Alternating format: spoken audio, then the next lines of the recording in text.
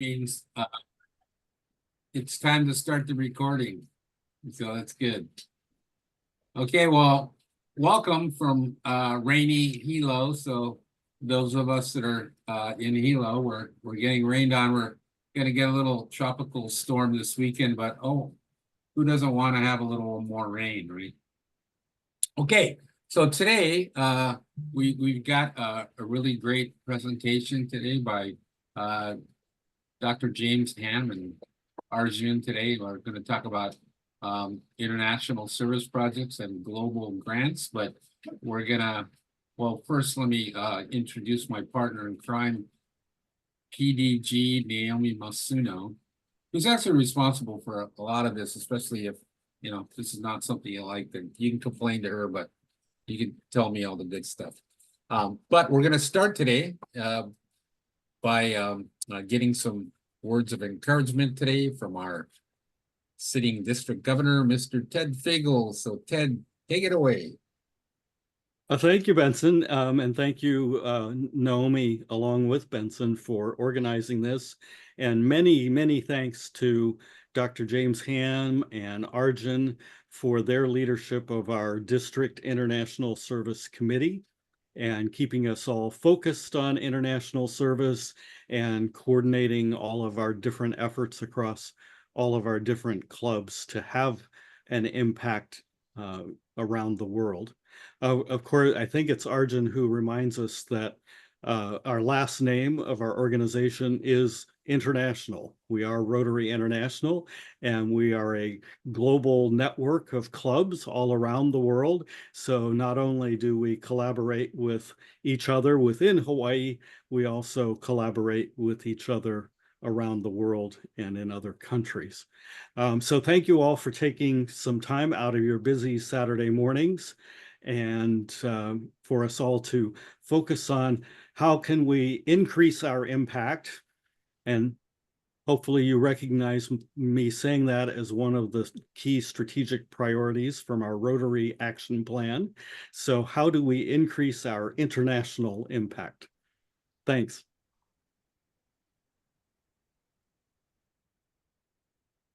Okay, thanks, Ted. Thanks for those words of encouragement. Okay, so at this point, Naomi, unless you have anything else you want to add before we get going, we can turn it over to James and Arjun and see what we got planned for today.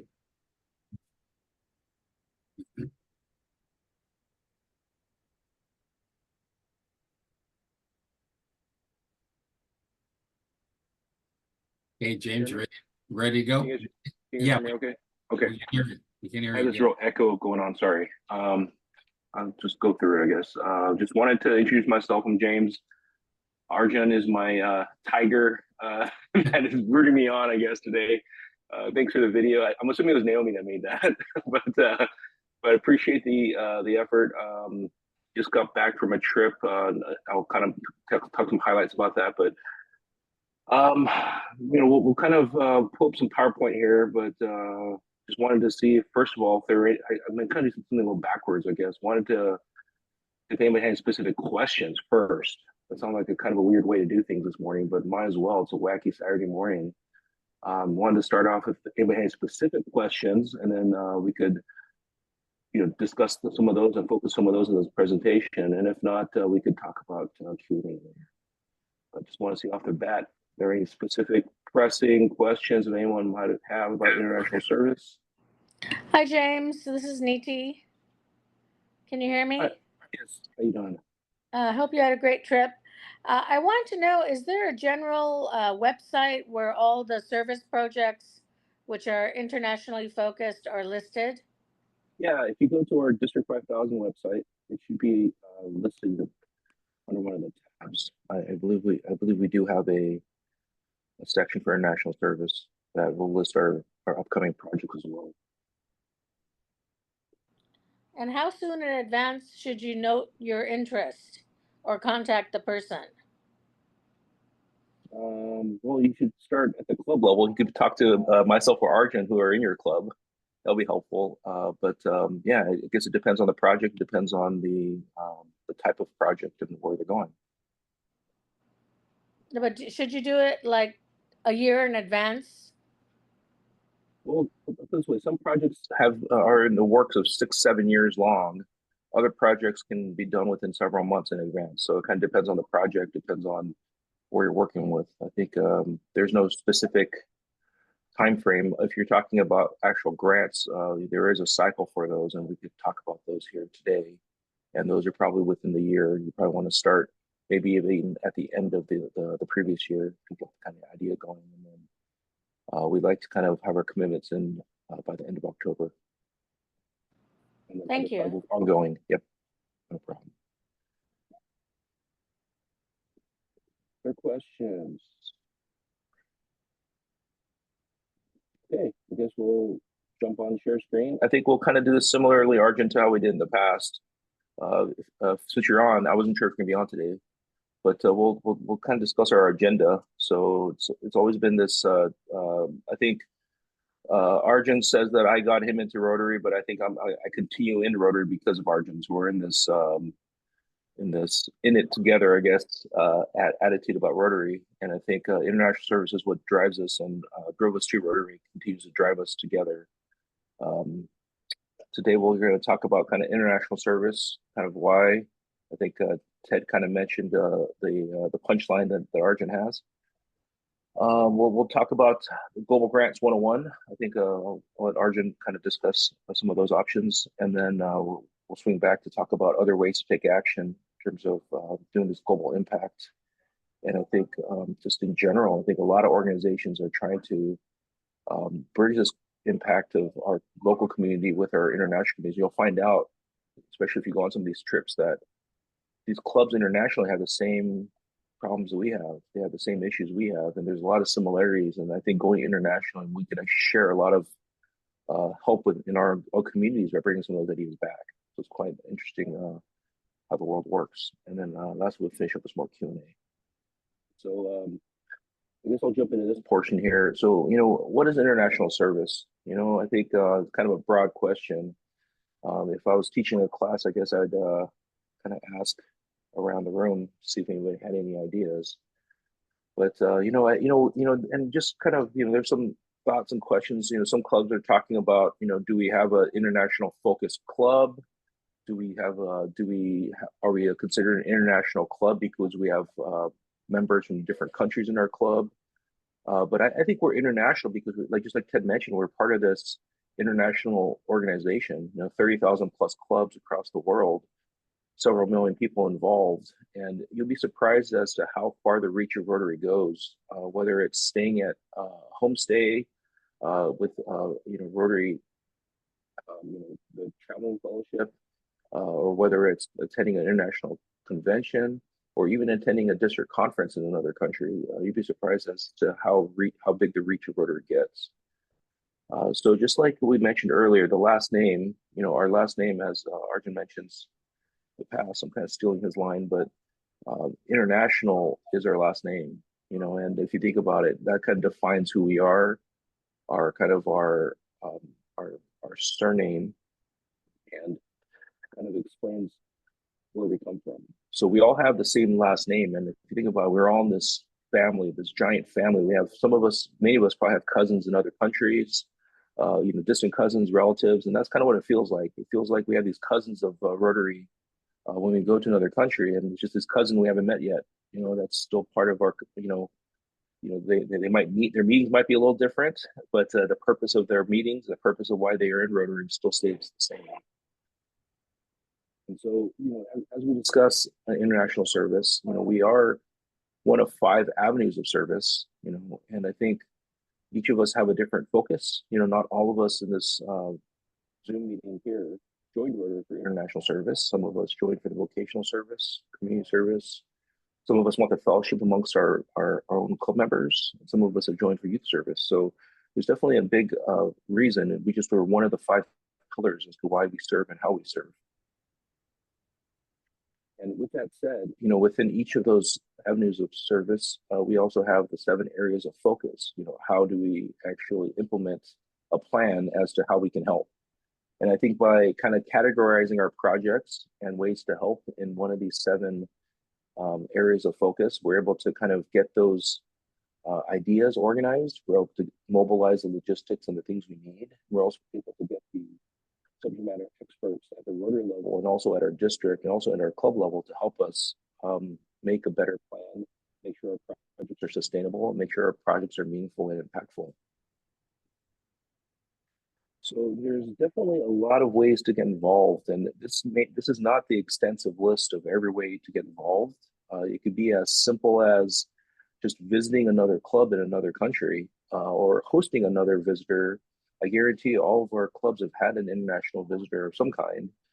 And I think just that is the kind of the first step, is just kind of acknowledging, hey, there's someone across the world or even across the ocean that's visiting us, or we're visiting them. And it could start as simple as that. It could be also something like an exchange, whether we're doing youth exchange or friendship exchanges, whether we're doing something more formalized, like an open world program where we host members of Eastern Europe to kind of have this former kind of Cold War kind of exchange of ideas that's still going, surprisingly. I was surprised that was still going on, and it's actually very helpful that, and especially in the current events with how the Ukraine situation is going on, to learn about those issues around the world. There's also, as we talk more about projects, there's a projects we could do at the club level, which is just a simple clubs kind of gathering funds or gathering resources to kind of help another club or help another area with another club in another country. And you could involve them or not, and then we can, increase the complexity of the project through a district grant, where we can get a match from our district, and we'll kind of pass the torch on to discuss about global grants here in a second. But I just will touch base with a lot of these different avenues of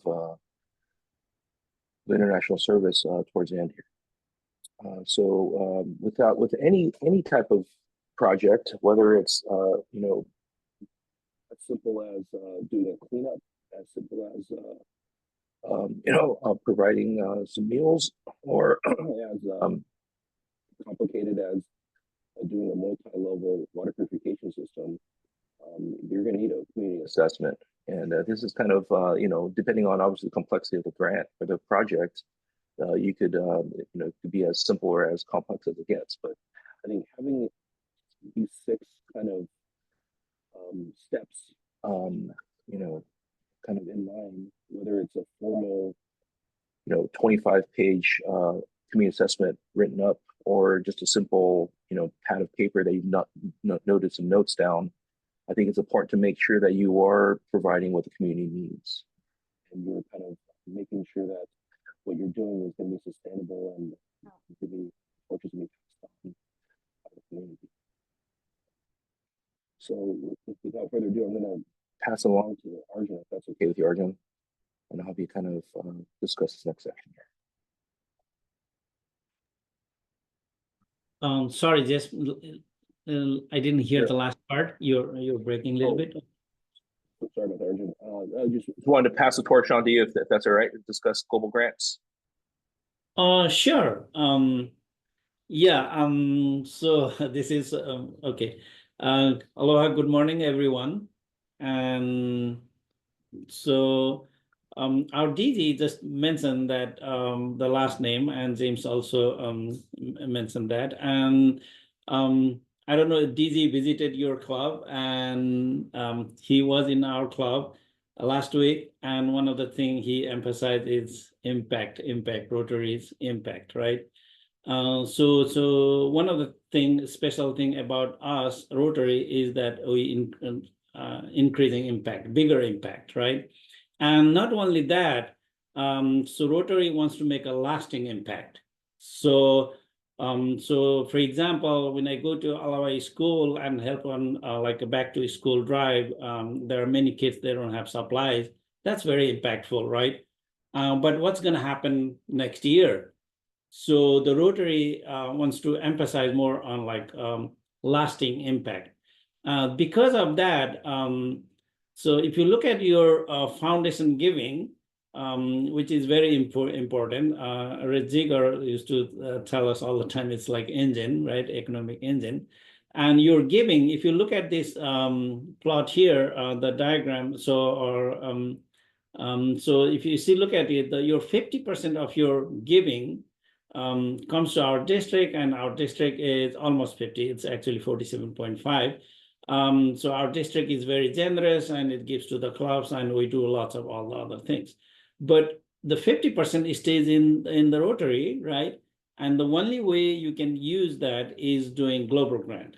What that means is Rotary really emphasize on doing global grants. It's because it comes down to the lasting impact, right?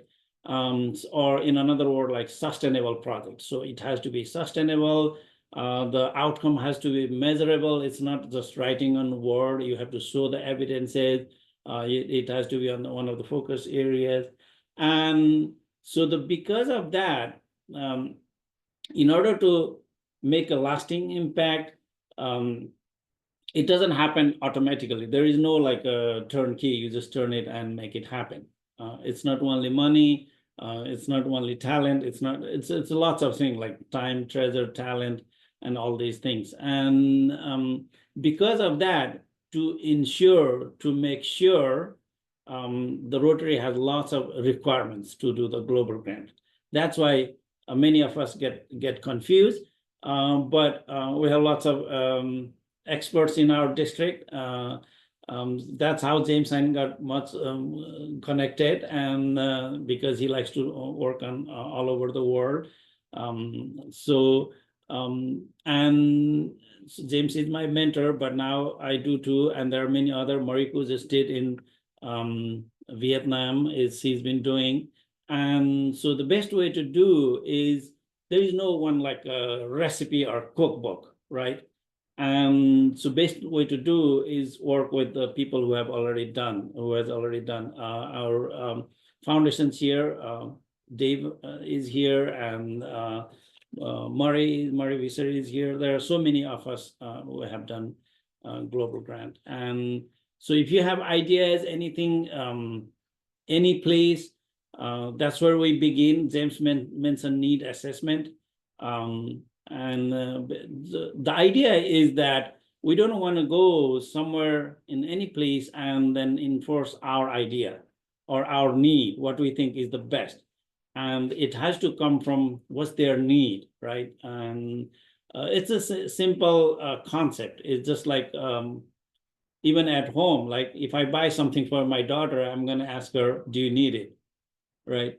It's the same thing for the global grant too, and it has to start from the community need, and then technical details and all sort of things.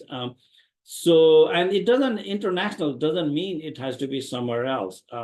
We can do it here. Actually, we've been trying to do it in Maui too, right? Because of that, it's not only Rotary's requirements. In the US, we have some regulations, right? We have to follow all the permitting and all these things. Because of that, it may get a little bit complicated, but it's, at the end of the day, it's very meaningful. It's very sustainable. So it's impactful to do the global grants. So I don't know, James, is this what you had in mind, or back to you? That's perfect, Arjun. Thank you so much. I think this kind of sorry for not hitting the next slide, but yeah, I think I guess if you want to call it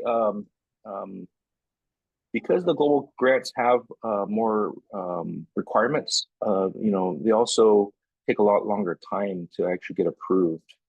There's also a kind of a minimum amount that's needed, and in addition to that, you're also required to kind of seek out funding, before you even apply for submit the grant for approval. So there's just a lot of kind of multi-step kind of things you have to follow. And I think, even though there is no specific formula, for each grant, I think it's the time constraint. I think the biggest thing that a lot of people don't like to see. And I think that because it has to go through this filter of Rotary International experts to make sure that it fits these requirements, like measurable kind of impact, sustainability, et cetera, to kind of make sure that we, we comply.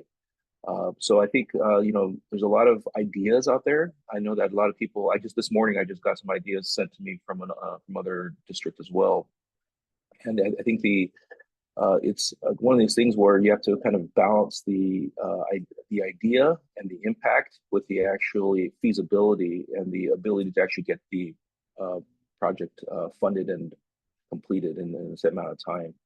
So there are some complexities of this. I'm not going to go into the details of it, but I think that's when people ask, hey, why aren't we doing more global grants? And I think the reason also is that, a lot of people aren't willing to do the work, to be straight honest with you. And that in the end, you raise this amount of money up, and you have to go through these kind of hoops to kind of get approval. Some clubs with large club foundations just choose to do these projects on their own, without using this match from the global grant. And in the end, maybe because how I was raised, I always learned to kind of, finish everything on my plate. Also to kind of make sure I squeeze every dollar I can out of my scholarships I had in the past. But, I feel like there's money left on the table if you aren't using these global grants. But I know that there is a kind of a time cost and an energy cost to some of these grants. Just kind of keep that in mind. So if you're coming from a club with a really large foundation that's continuing to do international projects without global grants, that's fine. Those projects are very impactful, and I know that your club has its own way of kind of making sure that the measures are met. So this is a kind of a just a kind of a kind of some of the details of going into a grant, but you really want to make sure that you have two clubs that are going to be lead. One is going to be the club of, for example, it doesn't have to be necessarily in Nepal and a club in Hawaii. It could actually be a club, for example, we're discussing a grant in Maui. It could be the host club could be a club in Maui that's then trying to do a global grant, and then the host club could be the international sponsor could be the club in Nepal. And I think just having two different clubs from different countries, I think is the start of a global grant. And then from there, you have to look for funding, get the assessment done, then seek for funding, et cetera. So there's definitely ways to go around it. People ask every year, this actually number obviously is outdated, but every club is going to get the list of how much district designated funds they have for match for global grants, for the district grants, et cetera. And, I think the big take home of this is just that knowing that there is a match from the World Fund that is could be very lucrative. If you raise X amount of money, you're going to get a certain amount of match to make sure that the grant can happen. And so you don't feel like you need to raise the full $30,000 in order to get that $30,000 impact. So, it does take a lot. Like I mentioned, Arjun and I were kind of asking our club, hey, can we put our hours we spend in global grants and all the time we spent into this as volunteer hours for our club metrics? And our club still hasn't really agreed on that, but the amount of time we spend on these and meetings, traveling to other countries to getting all this work done, it takes a sustainable, it's a significant amount of work. And I'm not trying to turn people off or scare people away, but I just want people to appreciate that it does take a lot of work into these things, and just having an idea and then saying, hey, can you do this for us? Isn't really the right answer. I think our job is to kind of educate and learn and really get the Rotarian involved, and that's kind of our purpose is to kind of really empower these clubs and have them take ownership of their project and really kind of get them in the right direction. Then you'll find that it becomes addicting. You kind of learn the process, you do a couple, and then you realize, oh wow, I kind of have this formula kind of figured out a little bit, and then you can start doing more and more and more, and it becomes quite quite fun to do these. But in the end, just like I mentioned earlier, it goes back to this community assessment. So and I think this is that really tying into that community and really talking to the people and really making sure that you're doing what you're doing and why. So I don't know if any of you've been to the Grant Center in Rotary, but it falls under this. If you look under the area like Take Action tab, there'll be an area where you could click and you kind of see kind of the process as to how it happens, and it kind of goes through this multi-step kind of level. And in the end, I think someone had mentioned earlier about where to find access to. Nidhi had mentioned where to find access to our grants, but more importantly, kind of getting the information as to how the grants are completed and what it takes to put a grant together. I think is also located on the 5000 site as well as on the RI. So we are definitely people of action. We definitely are a group of problem solvers. We just sort of need to find a way to kind of focus those ideas, kind of leverage the connections that we have from people that know how to do things, and work on a way to kind of form together to take action to create this lasting change. So there's definitely other ways. I know someone had mentioned, peace, the Peace Corps and Partnership for Peace. I know that Alan Kusunoki has been kind of very impactful as well. How is my audio, by the way? I'm sorry, I just seeing the messages about it. Is it getting better, or you guys can't hear me? You're going in and out, in and out. It's Okay, let me just cut out of this. Give me a second. How about now? Okay. All right. Your guys- Bluetooth, that's a problem. But other than that, I think we'll be okay. Did you want to take a question now? Dennis Drake has his hand up. Okay, yeah, go ahead.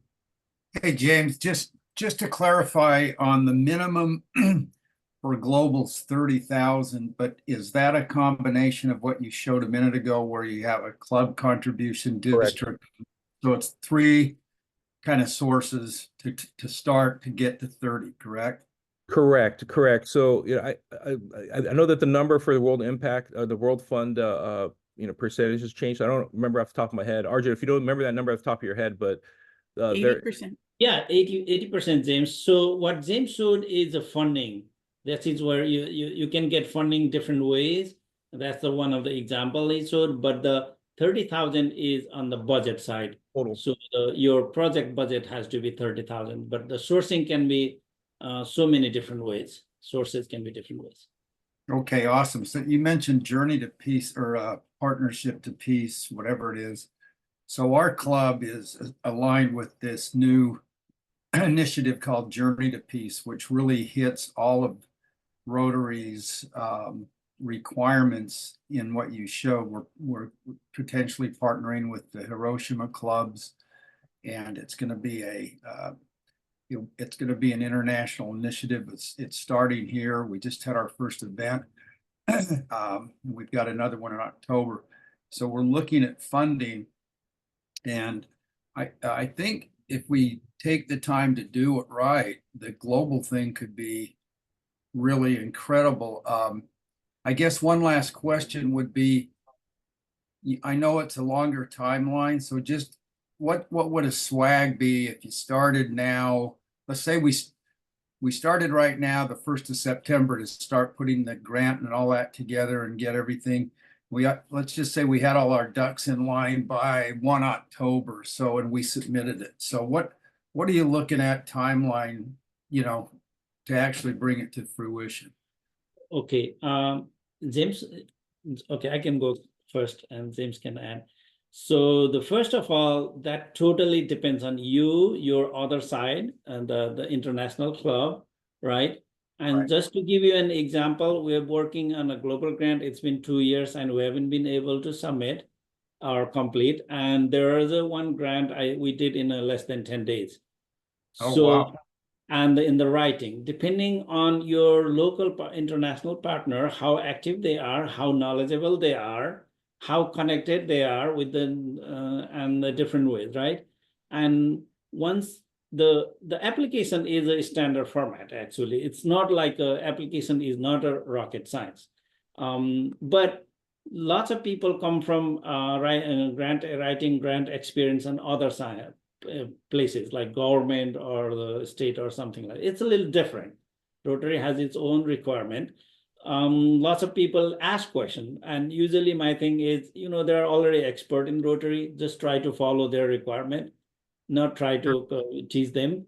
And then if you stay on that and you have a local partner who is willing to do, because you have to go to the site and work with the local community. If it's a school, have a meeting with the school, with the local government, and you prepare a document, including photos. They actually want to see photos taken. Actually, you have visited the site. And once you do all these things, the grant center, it goes to the grant manager. Grant manager is specific to geographic area. Depending on the grant manager, some may be slow, some may be already overloaded. One of the grant we submitted in June or May was approved in 2 weeks actually. Laura, actually, she is pretty, she goes very detailed on the grant.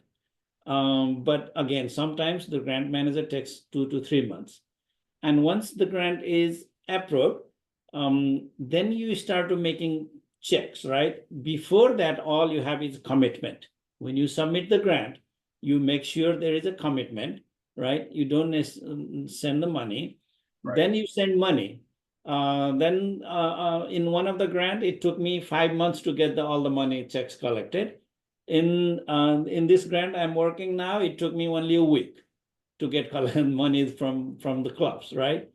So everything, there are lots of variables here, but to try to be more specific, reasonable average time, I would say maybe 3 months or so, right, James? Or No, that sounds reasonable. I think it also depends on if it's a technical project or not. I think your project sounds like there aren't going to be any literally moving parts. There aren't going to be any purchases of equipment across international lines, et cetera. So I think sometimes these projects can be pretty quickly done, and not to say that medical equipment projects are pretty quickly approved as well. So it kind of depends on is there any building involved? Is there any kind of things like that involved that require more technical expertise? I'm in a water project right now that they're asking now for, can you give me exact rainfall amounts and things like that. They're just, it kind of depends on on the technical cadre to see how and it's kind of unfortunate because it's in an area where they're not familiar with. I think Laura Bradley, having done a dozen of these now projects in Nepal, she's understands kind of can go things on. But when I'm doing a project in Papua New Guinea, which unfortunately the grants manager is now kind of handed off to an apprentice person. As an apprentice person is completely new and doesn't know the differences in left or right, I feel like sometimes. But so you kind of have to work with certain specialists, and in the end, I think in the end we're all on the same page and trying to do the right thing, but kind of depends. But I'm pretty confident, Dennis, I think you're it sounds like it could be a potentially quicker approval process, going on, just making sure you have all the ducks aligned. Yeah, I think it could too. And the fact that we've already started it, we can, in the proposal, it's not just an idea. We've actually got hard things happening. So that I'm sure that'll help. And then just one last question. You can get as many clubs as you want to partner with this, right? It's not just one club and an international. So for example, in Japan, if we had 4 clubs and we go here and maybe get a couple other partners, because it just keeps, I guess it keeps reducing the dollar amount. The more you have, the less each person or club has to put in, right? And then, yeah, so that would be good because, we all have very, very limited club budgets, as Tina can attest for ours. So, all right, thanks. I don't want to take all your time. And just to add one thing that's more recent lately with inflation and exchange rates and things being off, prices being off a little bit too. Keep in mind to have a contingency, a 10% contingency in your budget too. That's becoming more. It's almost a requirement now by RI. It used to not be, but now they're almost requiring it to make sure, just in case, because they don't want you to run out of funds and not be able to get the project complete. No, that's good. All right. Hey, thanks, guys. I appreciate it. It's really good. I think I saw another question up here. But if not, I guess we'll just drive on and we could kind of answer questions at the end as well. But yeah, just wanted to let me get back here. Shoot, how do I? There we go. Friendship exchanges. So I know several of your clubs have kind of been involved with these, whether there are clubs visiting here or us going there. Ideally, it'd be nice to have both, right? Have members of our clubs go internationally and have the same clubs come visit us, and having and becoming this just a friendship exchange can lead to something called a twinning, which I'll kind of have another slide later, but it used to be called sister clubs. But I think the term now is just called twinning clubs, which means that you're kind of partnered clubs officially. You've signed there's an RI proclamation that you could kind of sign and kind of make it an official relationship between two clubs. And I think it's really fun. It actually helps you with developing projects. It actually makes things a lot easier when you're doing like something complicated, like I mentioned earlier, like a global grant.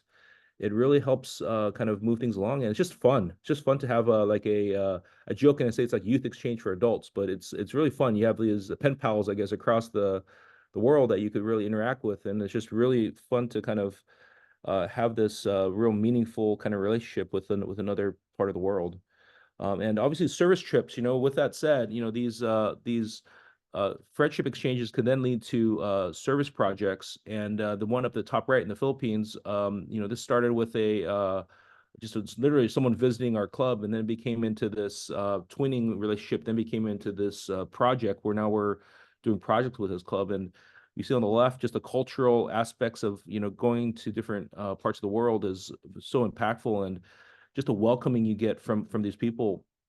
And I'm going to just do a shameless plug. My most recent trip, we had Rotarians from several different clubs in our district here, and we did some water projects. We kind of looked at projects we've done in the past. We were able to kind of install the country's first peace pole, and it's an area where traditionally there's a lot of tribal fighting. It's a country in Papua New Guinea that has 800 different tribes, 800 different languages. And it just made sense for us to bring a peace pole that had, in addition to English, 3 of the major languages in that region, to kind of really have the tribal leaders come together and kind of agree that hey, we need to be focusing on this, and hopefully it'll help grow their Rotary Club as well. So it's another thing that can help your presence internationally. Could also help their local club grow. Just kind of lead to a lot of impact.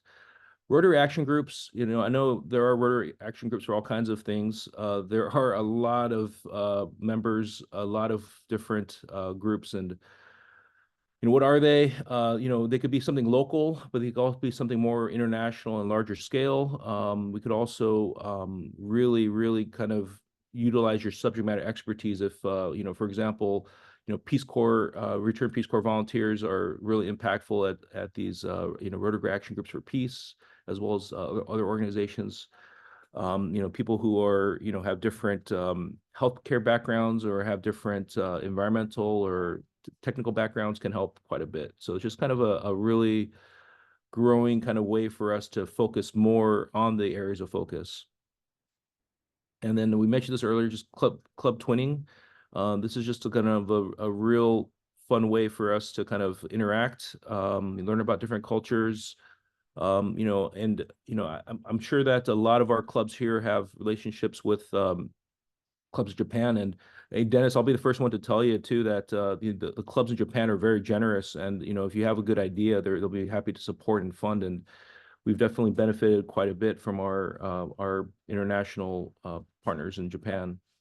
Yeah, awesome. Yeah, we're seeing that too. Thanks, James. And then obviously our club, it's been a while since our club has done a youth exchange. I think it'd be awesome for us to find a way to do this. A lot of us have an extra bedroom, etc. The student doesn't necessarily have to stay at the same house for the entire term they're hosted here either. But it's just a fun way to kind of get involved. At the same time, it's fun to actually have one of our students here locally from Hawaii. Many of our students here have never been off the island even, unfortunately, but to have them go across the world to kind of really bring that impact back. And our club has actually had several members of in our club that actually were first introduced to Rotary through Youth Exchange, and they kind of felt, I don't want to call it an obligation, but they really felt inspired to join Rotary as adults later because of the experience. And just wanted to just lastly, just mentioned this International Service Committee that Arjun and I have been kind of a part of. Murray was the initial kind of startup of this international service team 5 years ago, I believe. And since then, it's been running very strong.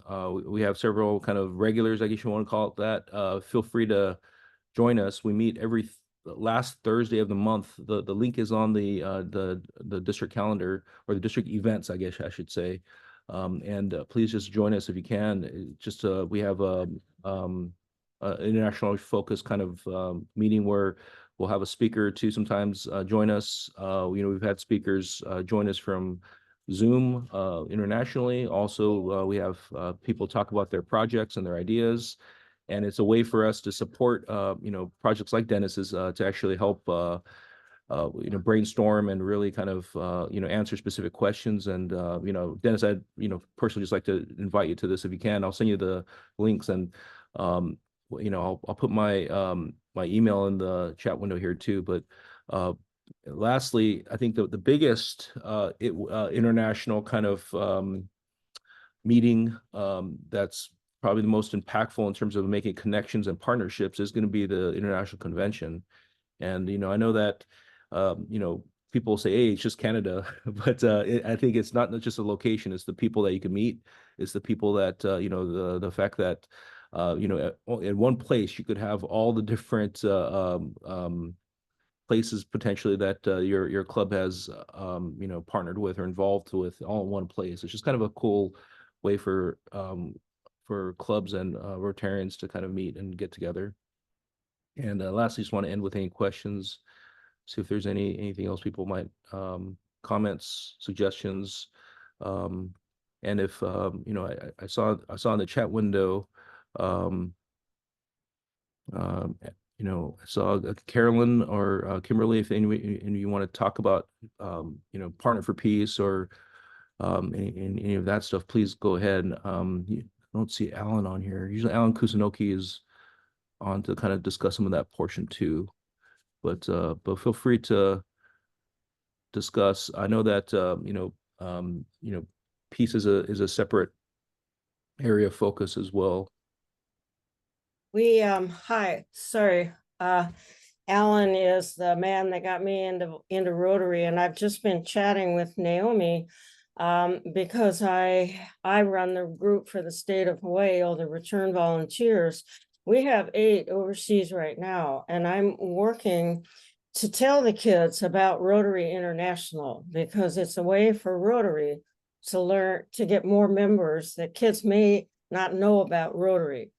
And so I was just emailing Naomi, we're trying to figure out a project here. The hardest part is getting Peace Corps to give us information about the kids that are overseas, where we can look for help in doing international projects. We're working around it here in Hawaii by using our Peace Corps recruiter, who sends me information for everyone from Hawaii who is now overseas. And we have an older volunteer who's done Peace Corps twice. And so he's basically a professional Peace Corps volunteer. He is now in the Philippines for a 27-month tour. He is definitely interested in contacting and working with Rotary. He's in the environmental sector. My kid in Panama is from Maui, and she is now working on a grant for a hospital hospice section.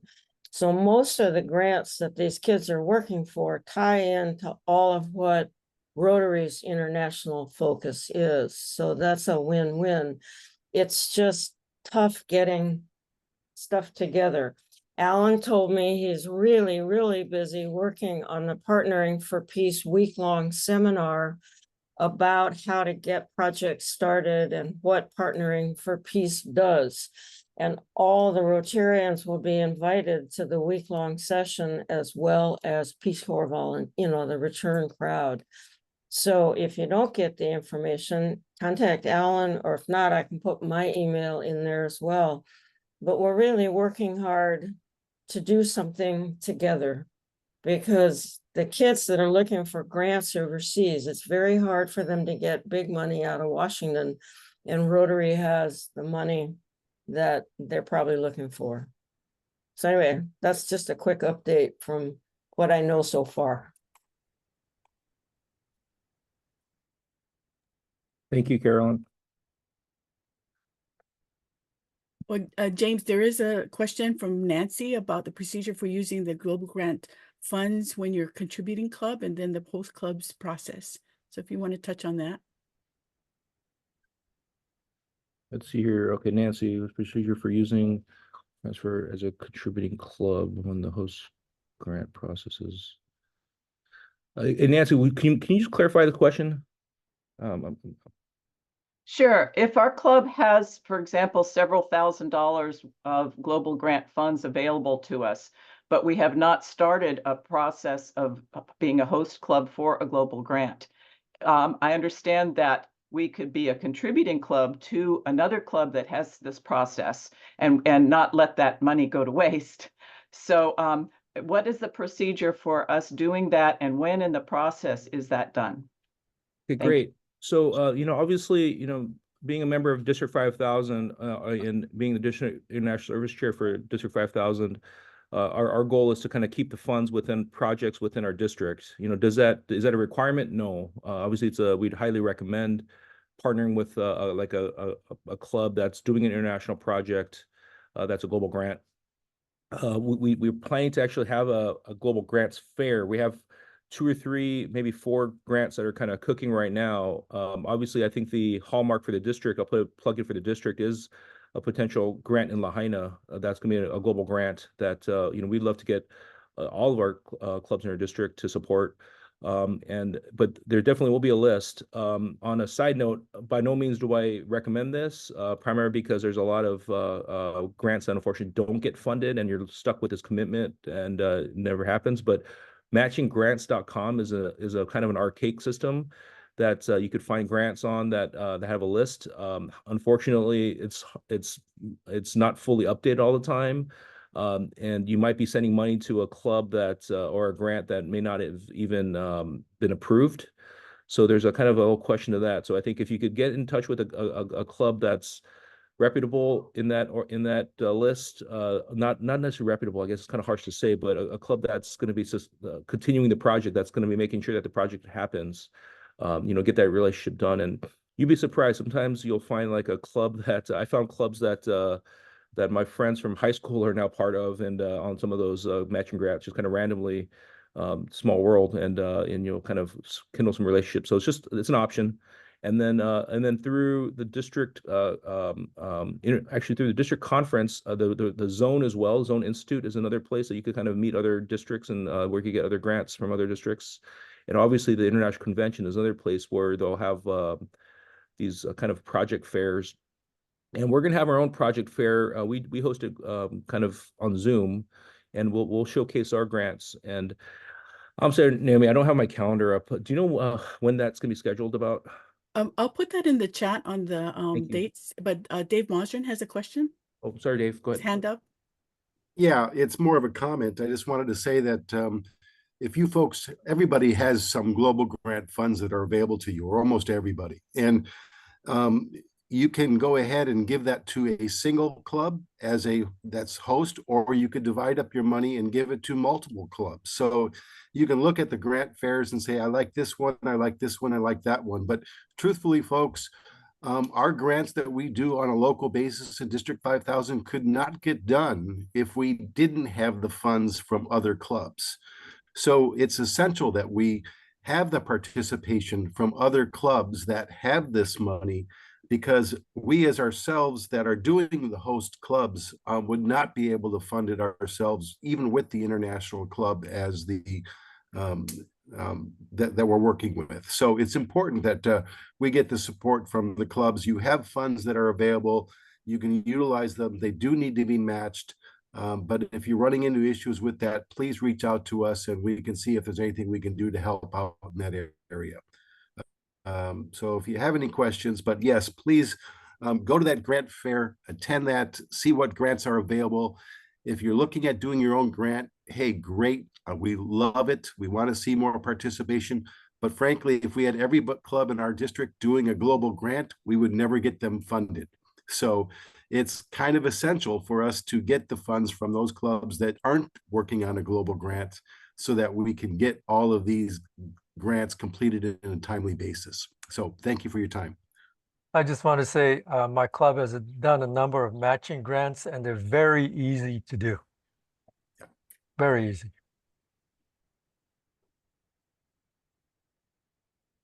So I think that the one of the best thing is make sure your international service chair attends international service monthly meeting or so, and updates the available grants to the club so that you can choose a better one.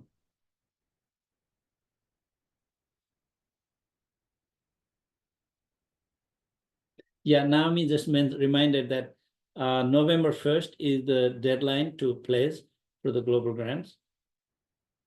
Thank you, Naomi. And that deadline is our deadline. It isn't Rotary International's deadline. Yeah. So that is just what our clubs, but other districts, you can go outside of our district, that's our district, but outside on international locations, even outside of our district, and get clubs to fund because they may not have an expiration on the allocation of funds. If I can add, well, first of all, we have a youth protection workshop coming up at 10 o'clock, so we do need to end at 10. So people coming in now, this is the international service Zoom that we're doing right now.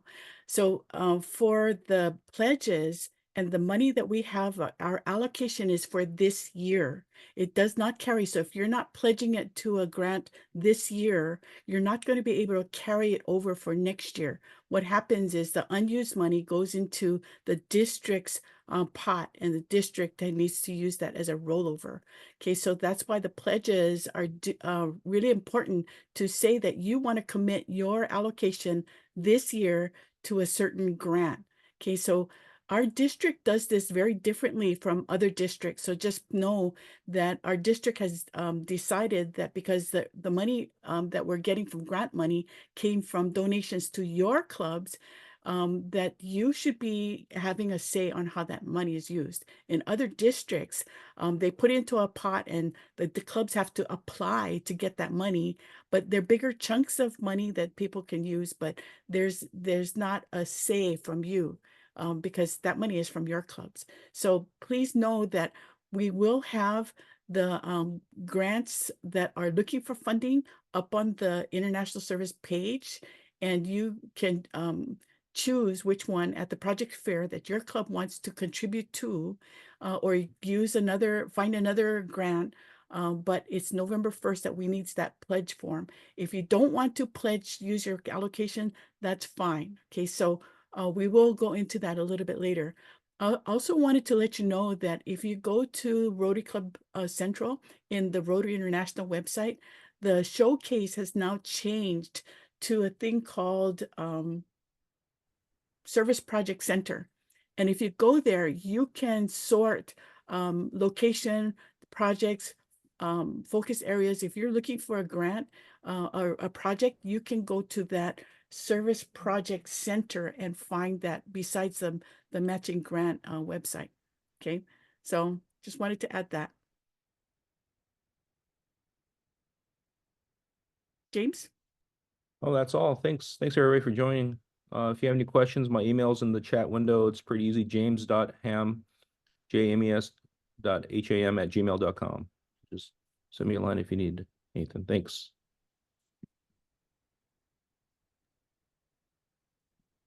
Okay, everybody, that's gonna sort of wrap up our international service and global grants portion of today's programming. And so we're gonna start with youth protection here. I see a lot of you are chiming in for that session. And so we're gonna start that in about 5 minutes. So we got a 5-minute break. I want to thank everybody who came, and we'll get going in here in just a few minutes with our youth protection workshop. Okay? Thank you.